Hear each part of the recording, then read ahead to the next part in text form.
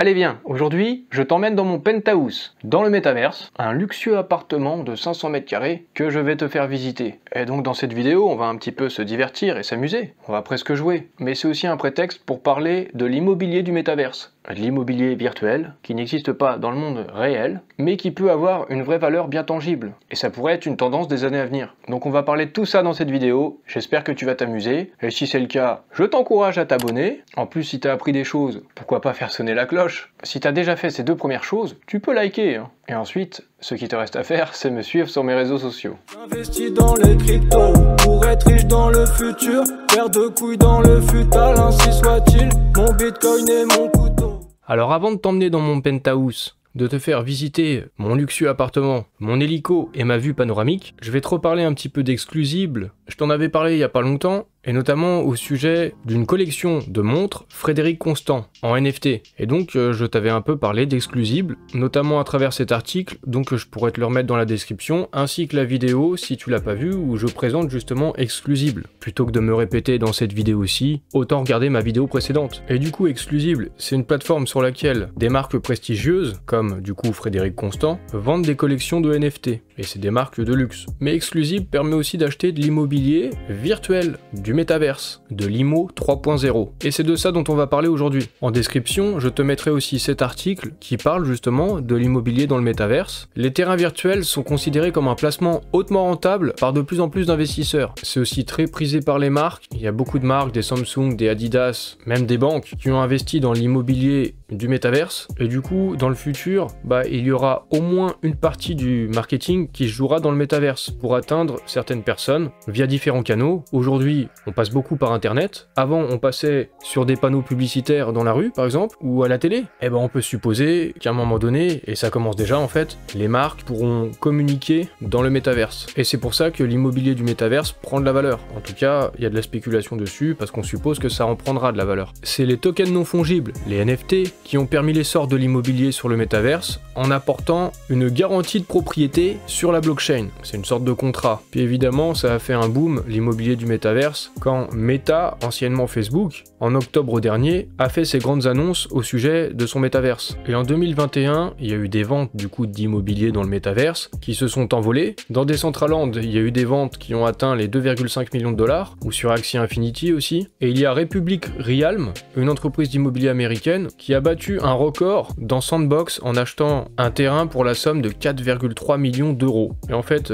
Republic Realm, ils ont investi dans différents métaverses, dans plus d'une vingtaine je crois en tout. Alors un terrain virtuel, il peut être constructible, on peut y développer une activité commerciale, une boutique, une galerie d'art, une attraction, et ainsi générer un revenu comme ça, comme dans la vraie vie en fait. C'est assez hallucinant, mais ça existe déjà aujourd'hui et du coup ce serait amené à se développer encore dans les années à venir. Et il y a même un marché de la location du coup dans le métaverse. Par exemple, j'ai deux parcelles de terrain dans OVR, ils sont au parc Astérix. Et je me suis dit, pourquoi pas, à un moment donné, comme ils disent dans l'article, ce genre de terrain, peut-être dans le futur en réalité augmentée ou en réalité virtuelle, moi en l'occurrence en réalité augmentée au parc Astérix, il sera peut-être possible d'y mettre des panneaux publicitaires, et donc je pourrais louer mon terrain pour des marques qui voudraient mettre des panneaux publicitaires. Mais encore une fois, c'est de l'investissement spéculatif, il y a certains métaverses qui vont peut-être s'écrouler, d'autres naître, d'autres prendre de l'ampleur, et aujourd'hui on n'a pas d'assurance à ce niveau-là. Et puis il y a toutes sortes de métaverses, donc tout n'aura pas la même valeur. Et finalement, acheter de l'immobilier dans le métaverse, comme en vrai, ça peut être une façon de diversifier ses investissements entre les cryptos et les NFT. Mais du coup aussi, comme en vrai, je pense que c'est le genre de choses qu'on commence à faire quand on commence à avoir un gros capital en crypto. Parce que comme en vrai, on n'investit pas dans l'immobilier si on n'a pas d'argent, ou pas beaucoup, même si c'est plus simple d'acheter une maison et un penthouse dans le métaverse que dans la réalité, je pense. En tout cas, sur la plateforme exclusive, de luxueux penthouses vont être vendus bientôt. J'ai pas la date exacte, mais j'y reviendrai dans la fin de la vidéo. Parlons un peu de ce penthouse. En fait, c'est une suite, c'est un appartement luxueux qui est destiné aux personnes haut de gamme, on va dire, en anglais high profile. Mais c'est aussi pour des marques, pour des communautés, même pour le business et les affaires, pourquoi pas dans le futur. De la même manière que des hommes d'affaires peuvent se donner rendez-vous dans un hôtel de luxe ou dans un restaurant coté,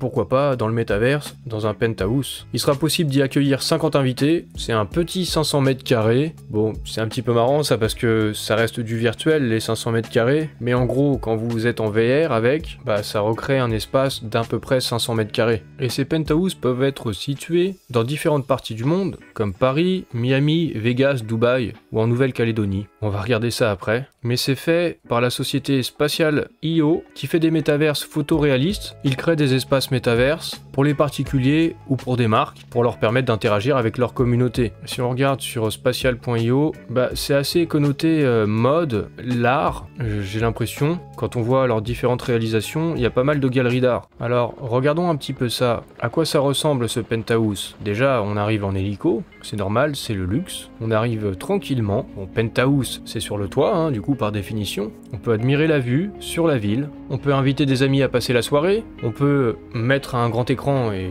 visualiser des choses. Même avoir ces NFT affichés sur les murs. On peut en mettre jusqu'à 50 dans l'appartement, je crois, des NFT. Se faire une petite séance cinéma. Voilà, exclusive penthouse. Bon, et maintenant, on va s'amuser un peu. Me voici dans mon penthouse. Voilà, je peux me déplacer. Alors, comme on le voit, c'est plutôt luxueux. On peut admirer la ville et la vue. Alors là, vu la hauteur de la tour, on est à Dubaï, le Burj Khalifa. Et regardez qu'est-ce qu'il y a là, c'est mon hélico. Regardez mon hélico. C'est pas la classe virtuelle. Et si je veux, je peux m'asseoir tranquillement sur mon canapé, c'est plutôt cosy. Je peux aussi aller dans la chambre. Alors je peux m'asseoir sur le lit. Est-ce que je peux m'allonger et dormir? Peut-être pas. En tout cas, je peux marcher dessus. J'ai même une petite terrasse à côté de ma chambre. Il y a un escalier, je peux monter sur le toit. La vue est plutôt sympa.